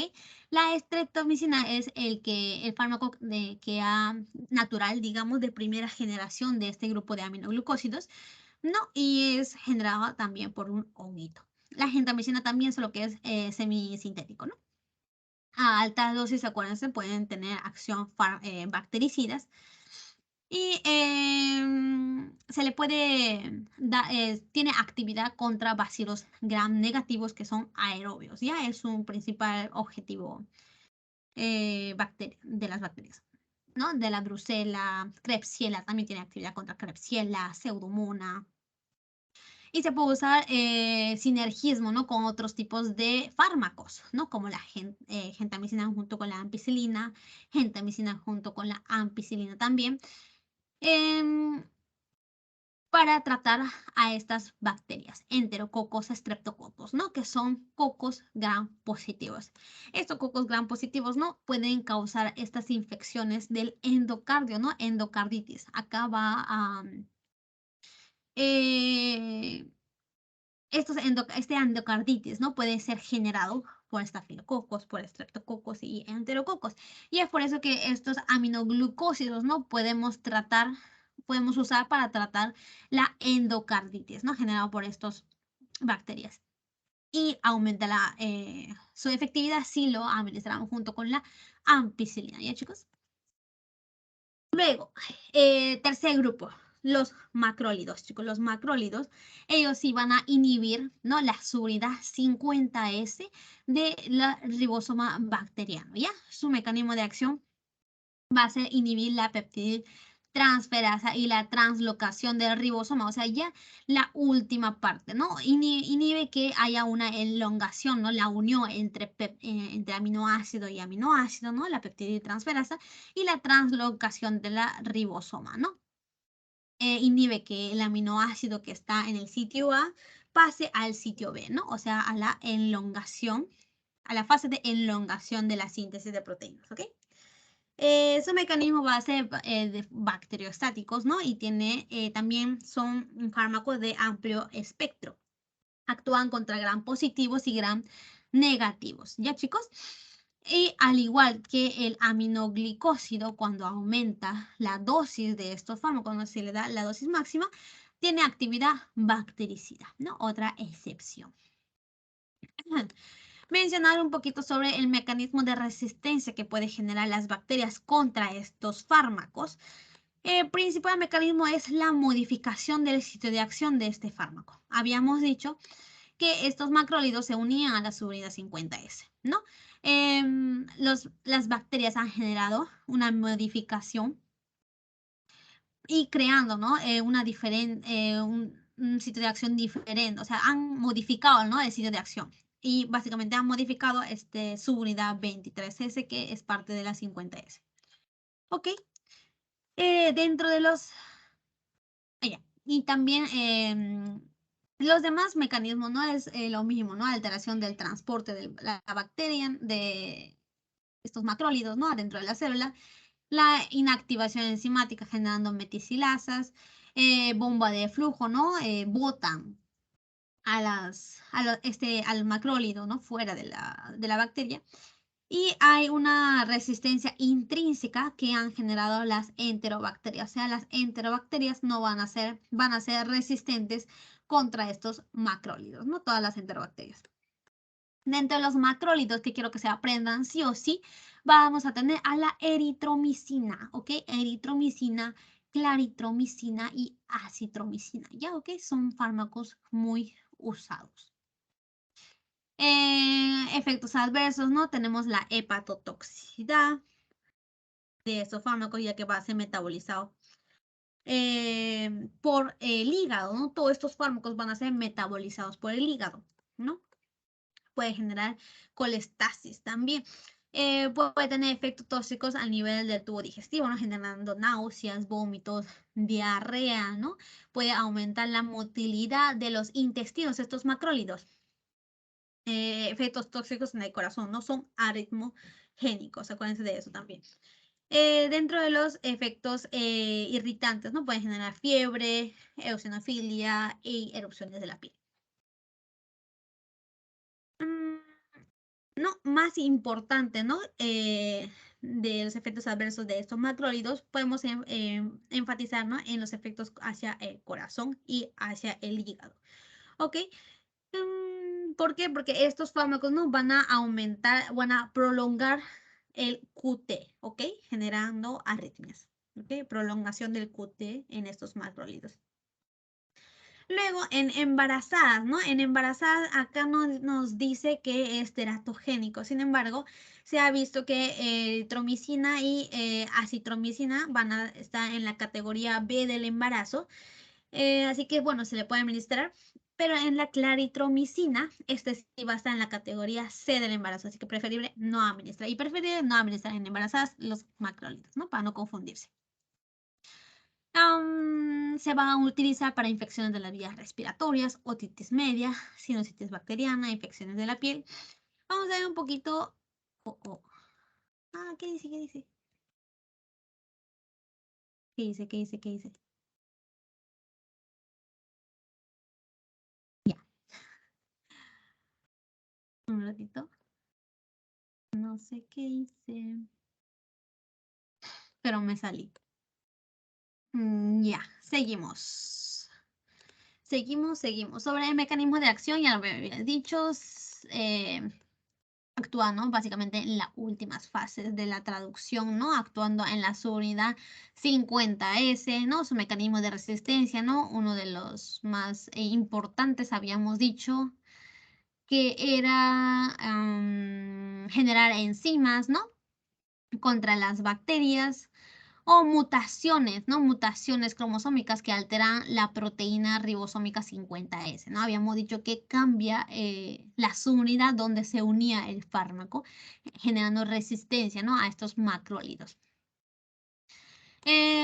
A todos estos fármacos se le va a dar por vía oral, básicamente, ¿no? A ciertas excepciones, pero se le da por vía oral, ¿ya, chicos? A los macrólidos se da por vía oral, no tiene buena absorción, ¿no? Por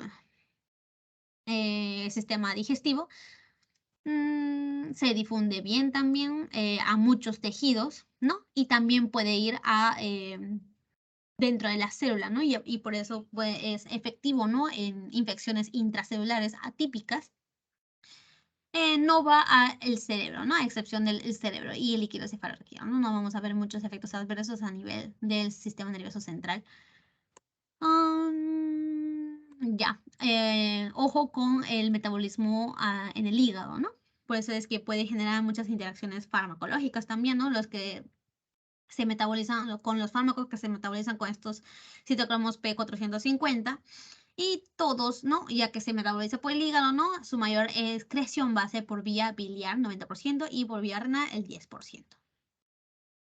¿No? Y va a hacer interacción, ¿no? Con el CYP3A4, ¿no? Con fármacos que se metaboliza con el CYP3A4. Y efecto adverso más importante, les había dicho, ¿no? La prolongación del segmento QT, ¿ya? Generando taquicardia ventricular. Acuérdense de este efecto adverso. Y toxicidad gastrointestinal, ¿no? Generando diarrea, ¿no? Una motilidad elevada. Ya. Uso clínico, ¿no? Para infecciones del tracto respiratorio, ¿no? Para neumonías atípicas también.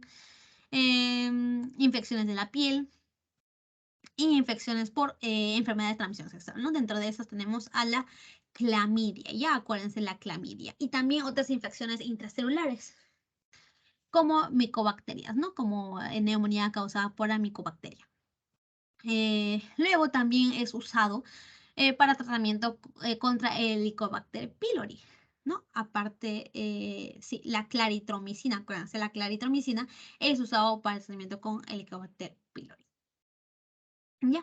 Uno de los tipos de clasificación les había dicho, ¿no? Los naturales y los semisintéticos, ¿no? Los naturales teníamos a la eritromicina y dentro de los semisintéticos, o bueno, sintéticos, ¿no? De la segunda generación vamos a tener a la claritromicina y la acitromicina, ¿ok, chicos? Vamos a hablar de estos tres fármacos, básicamente. Se usa, ¿no? Para esas infecciones. La eritromicina tiene muy buena actividad contra el micoplasma, ¿no? Que es una infección y hace una infección intracelular contra los neutrófilos, ¿no? Y la clamidia, legionela, campylobacter también, Bordetella pertussis, Corynebacterium, ¿no? Básicamente acuérdense de la clamidia y el micoplasma, ¿ya? Y la legionela también, por si acaso. Tiene ciertas actividades contra el Streptococcus pneumoniae, Streptococcus pyogenes, eh, Haemophilus influenzae, no, y acuérdense, la eritromicina es el que causa más daño gastrointestinal, ¿no? Actuando en el mismo receptor de la mutilina, ¿no? Que era uno de los sustancias, ¿no? Que aumentaban la motilidad intestinal, ¿ok? Acuérdense de la eritromicina, es el único que va a actuar en el receptor de la mutilina. Luego la acitromicina, ¿no? Penetra bien en casi todos los tejidos, excepto en el líquido cefalorraquídeo, al igual que los demás. La acitromicina es el macrolito más activo contra esta Haemophilus influenzae, infecciones por clamidia y neumonía extrahospitalarias, ¿ok? Se usa para tratamiento de infecciones de transmisión sexual. Y la claritromicina, acuérdense, ¿no? Es usado para la gastritis por Helicobacter pylori, ¿ya? Y básicamente todo lo que hemos mencionado, acá está repetido, más resumido tal vez, ¿no? Lo pueden chequear luego.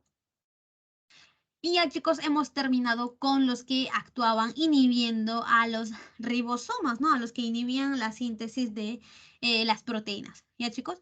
Ahora luego vamos a pasar a los que inhiben la síntesis del ADN. Dentro de estos tenemos a los que inhiben la vía del metabolismo del ácido fólico bacteriano, ¿no? Actuando, semejándose, ¿no? Al ácido paraaminobenzoico y los que directamente inhiben al ADN, ¿ok? Dentro de esto tenemos al trimetopin y a los sulfonamidas. Los que actúan en el ADN, ¿no? Tenemos a los quinolonas o a los fluoroquinolonas y la rifampicina, ¿ok, chicos?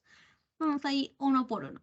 Las fluoroquinolonas, al igual que las penicilinas o las cefalosporinas, estas también se van a clasificar según su generación, ¿no? Ya que hay como ya que hay como cuatro generaciones, ¿no? De estos fármacos. Ya, primero que nada, ¿no? Estos fármacos van a ser dosis dependientes y van a inhibir la síntesis del ADN, perdón, de ADN bacteriano. Chicos, fluoroquinolonas o también llamados quinolonas. Estas bacterias, su mecanismo de acción, primeramente vamos a mencionar que inhiben, ¿no? La producción de ácidos nucleicos, perdón, produce ácidos nucleicos que impide la síntesis de ADN bacteriano, interfiriendo, ¿no?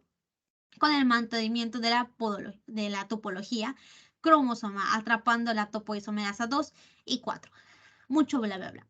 Ellos van a inhibir la síntesis del ADN, inhibiendo topoisomerasa 2 y 4. ¿Ya, chicos? Los de la primera generación solo van a inhibir la topoisomerasa 2 y los de las demás generaciones, ¿no? A partir de la segunda, van a inhibir a ambas topoisomerasas. ¿Ya, chicos? Los que inhiben la topoisomerasa 2 no va a tener actividad contra los gram negativos, ¿no? Así como el E. coli. Y los que inhiben a ambas van a tener actividad contra gram negativos y gram positivos, o sea, son de amplio espectro, ¿ya? Habíamos hablado, chicos, ¿no? Sobre la topoisomerasa, ¿no? Al igual que en la síntesis de ADN en los humanos, ¿no? La topoisomerasa en los humanos se usaba para inhibirnos la tensión que genera el ADN, ¿no? Ya que está de esta forma helicoidal, ¿no? Cuando queremos hacer la replicación del ADN, nosotros queremos que esté de esta forma, ¿no? Las dos hebras separadas. Y mientras separamos las dos hebras, ¿no? Esto va a aumentar la enrollamiento, ¿no? De estas hebras Y las topoisomerasas lo que hacía era impedir esta hiperenrollamiento.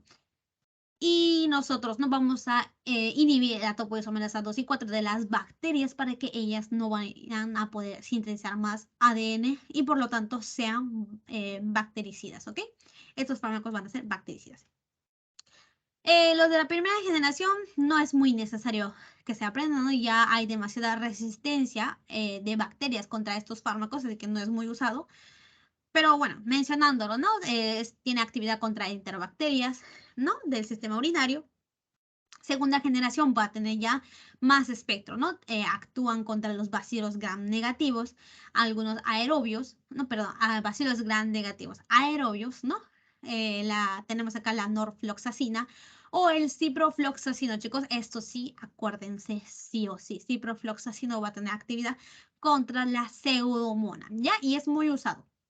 Ciprofloxacino, no se olviden. Dentro de la tercera generación, el único que se tiene que aprender va a ser el levofloxacino, ¿ya? Aparte de tener actividad contra bacilos gram negativos, aerobios, ¿no? Enterobacterias, esto de tercera generación vamos a añadir a los cocos gram positivos, ¿ya, chicos? Van a ser de más amplio espectro. En la cuarta generación ya el ultimito que ha salido, ¿no? El más nuevo.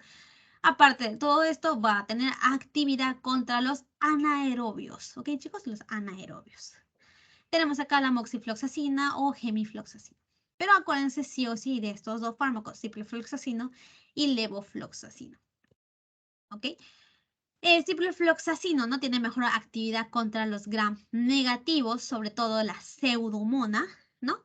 Y el levofloxacino tiene actividad superior contra gram positivos, como el Streptococcus pneumoniae, ¿ok? Y el moxifloxacino tiene actividad leve contra las bacterias anaerobias, ¿no? Por último. Los de la tercera y cuarta generación van a tener actividad contra agentes causales de neumonías atípicas como el tratamiento anti-TBC, o sea, la tuberculosis, ¿no? La tuberculosis y para enfermedades de transmisión sexual. Acuérdense de estos dos. O sea, los de cuarta ya tienen actividad contra gram negativos, contra gram positivos y contra bacterias intracelulares, ¿no? Que generan infecciones atípicas. ¿Ok, chicos? Ya. Y acá un poco de terapéutica, lo que ya hemos mencionado, ¿no? La primera son gram negativos, bacilos gram negativos. La segunda, cocos gram positivos, bacilos gram negativos, ¿no? Y fármacos, perdón, bacterias, ¿no? Intracelulares. Y bueno, acá según, no sé, como que no se confunda mucho. Eh, la teoría, ¿no? Nos dice que el ciprofloxacino y levofloxacino ambas son de segunda generación. Otras fuentes bibliográficas nos dicen que el levofloxacino sí es tercera generación, ¿no? Y hay como que una confusión de esto. Y sí, buscando en internet hay dos versiones. Así que hagamos caso a la teoría, ¿no? Este es el cuadro de la teoría que les da sus doctores, ¿ok? Así que los de la segunda generación en esta teoría también hace actividad contra bacterias intracelulares. ¿Ok, chicos? Ya. Y acá, ¿no? Mencionar sobre las fluoroquinolonas, o bueno, las quinolonas. Estas fluoroquinolonas, ¿no? Vamos a tener, vamos a usar para el tratamiento, habíamos dicho, ¿no? De micobacteria, ¿no? ¿Dónde está? ¿Dónde está? ¿Dónde está? ¿Dónde estaba?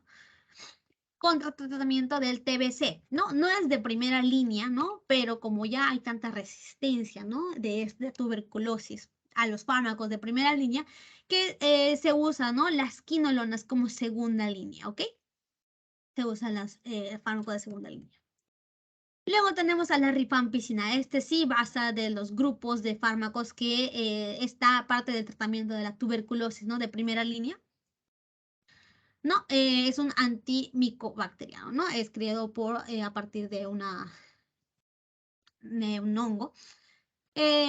Su mecanismo de acción va a ser inhibir el ADN polimerasa dependiente de, pero el ARN polimerasa dependiente de ADN de las bacterias, ¿ya? ¿Ok, chicos?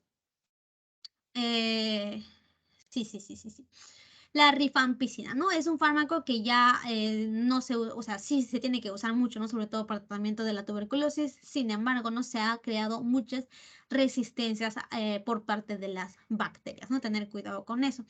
Es capaz de penetrar a las células, ¿no? Y ser útil para el tratamiento de la tuberculosis, ¿no? La tuberculosis, acordémonos, Mycobacterium tuberculosis no tiene una actividad intracelular, ¿no? Y esta rifampicina también tiene actividad intracelular. No se usa en conjunto con la isoniazida o etambutol, ¿no? Acá les he dejado un cuadrito, ¿no? Que es tratamiento de primera línea para la tuberculosis, ¿no? Que es un tratamiento, un esquema que tenemos que saber todos los que estudian medicina, ¿no? Lo van a ver muchas veces en varios cursos. Isoniazida, rifampicina, piramicinamida, etambutol o streptomicina, ¿no? Todos los hemos mencionado hoy. Bueno, la rifampicina y la streptomicina. Y si no funciona con esto, ¿no? Le vamos a empezar a añadir las quinolonas, ¿no? O bueno, las fluoroquinolonas. Y ya, a ver, ¿qué más? También se usa combinación contra las drogas para tratamiento de la lepra. ¿De chicos? Último grupo, chicos, no se duerman, ya terminamos, ¿no? Acá, por último, las sulfonamidas son el grupo de fármacos que inhibían la síntesis del folato bacteriano. Habíamos dicho que en los humanos, ¿no? En la clase pasada, en la clase de antitumoral, ¿no? Antineoplásicos, habíamos dicho que para sintetizar ADN, ¿no? Para sintetizar timidinas, purinas, ¿no? Ácidos nucleicos, nosotros necesitábamos a los folatos, ¿no? A este ácido fólico o los metabolitos del ácido fólico. Nosotros, los humanos, tenemos que consumir. Les juro que mi pronunciación es horrible. Ya. Necesitamos consumir ácido fólico. En cambio, las bacterias tienen todo este sistema, esta vía, para metabolizar su propio ácido fólico, ¿no? No necesita comerlo. ¿No? ¿A partir de qué? A partir de la pteridina y el ácido para-aminobenzoico, ¿ok? El PABA. Estos dos se van a unir gracias a la dipteroatosintetasa, ¿no? Siguiendo con esta vía, ¿no? Llegando al ácido dihidrofólico. Este ácido dihidrofólico, ¿no? Va a ser metabolizado por la torreductasa, que es una de las enzimas, ¿no? De esta vía metabólica, para generar ácido tetrahidrofólico, ¿no? Que es usado para ayudar en la síntesis de timidina, de las purinas, ¿no? Para generar ADN bacteriano, ADN y ARN bacteriano. ¿Sí o no, chicos? Y las sulfonamidas, que vamos a mencionarlo ahorita, este grupo de fármacos, vamos a inhibir a esta enzima, dipteroatosintetasa. ¿Cómo así? Este sulfonamidas va a parecer mucho a la estructura de este ácido para-aminobenzoico del PABA. Se va a asimilar mucho su estructura, haciéndole confundir, ¿no? A la bacteria, a la enzima de la bacteria, ¿no? Para que se una con esto, va a hacer una unión que va a desactivar a esta enzima y así inhibir toda esta síntesis de ácido tetrahidrofólico, ¿no? Impidiendo la síntesis de ADN o de ARN. ¿Ya, chicos? Y hay otro fármaco que actúa en esta vía de metabolismo, pero en otro punto, ¿no? Inhibiendo a la dihidrofolato reductasa. Acá tenemos al trimetopin. ¿Ok, chicos? Actúan también son de gran espectro, actúan gran positivos, gran negativos, ¿no? Y para algunos protozoarios, también como el toxoplasma, ¿ok, chicos? Dentro de la actividad de este fármaco tenemos contra los enterobacterias como la E. coli, Klebsiella, Shigella, ¿no? Que son bacterias relativamente difíciles, ¿no? De tratar. Salmonella, Enterobacter, etcétera. Deficiente contra los anaerobios, ¿no? No tiene actividad contra anaerobios. Son resistentes, ¿no? A pseudomonas, no podemos darle para infecciones de pseudomonas. Y muchas cepas, ¿no? Son susceptibles ahora. Bueno, eran susceptibles antes, pero muchas bacterias ya han generado bastante mecanismos de resistencia, ¿no? Dentro de esto vamos a mencionarlo acá. No, alteración del sitio de acción, ¿no? De dihidropteroatasintetasa, ¿no? Van a alterar el sitio de esta enzima, ¿no? Donde se unía las sulfonamidas. Otro mecanismo es la disminución de la permeabilidad celular a estos fármacos, ¿no? O sea, va a impedir el ingreso de sulfonamidas adentro de las bacterias. Y por último, aumenta la producción de sustrato natural o el PABA. ¿Ok? O sea, aumenta, ¿no? Más sustrato para que este sustrato haga más efecto, ¿no? En esta enzima y así inhibir, ¿no? La acción de estas sulfonamidas. Este es el mecanismo de resistencia más, digamos, conocido, más principal. Y según la teoría, ¿no? Nos dice sobre la clasificación según su vida media de estos fármacos, ¿no? Dentro de los que actúan de forma breve, no, perdón, los que se eliminan más rápido, ¿no? Los que de, digamos, primera generación, ¿no? Los que salieron primero, la sulfacitina, sulfixosazol, sulfametisol, ¿no? Y los de acción intermedia, sulfadiazina, sulfametoxazol, sulfapiridina, y los que eliminan ya muy lentamente la sulfodoxina. ¿Ok? Efectos adversos importantes de este grupo de fármacos tenemos a la cristaluria. Estos fármacos no van a ser metabolizados. Estos fármacos no van a ser metabolizados ni por el hígado ni por el riñón, ¿no? Va a ser eliminados por la vía renal de forma activa, ¿no? Y es por eso que es muy útil para infecciones del tracto urinario, ¿no? Causados por el E. coli. Luego también puede generar hipersensibilidad, anemia hemolítica, otro defecto adverso importante, y ictericia, ¿ok? La cristaluria, ¿no? Es cuando lo ves en el microscopio a la urea, ¿no? Es que tiene como que cristales, ¿no? Formados por estos fármacos. Y chicos, últimas diapositivas, ¿no? Que más que nada es para ustedes, para que repasen una repasada última, ¿no? Que pueden darlo antes del examen. Todo este gráfico, ¿no? De los antibióticos que hemos mencionado hoy.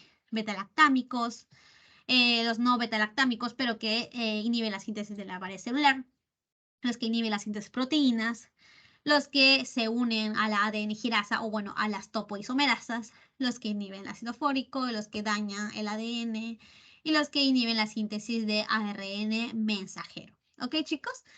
Espero que se haya entendido todo. Terminamos con la clase de hoy. Disculpen que no pude estar presentable para esta clase. La próxima clase nos vemos, que es la última. Ya chicos, si no hay preguntas, les mando el post-test. Voy a esperar unos minutos, ¿no? Hasta que me respondan si hay preguntas o no.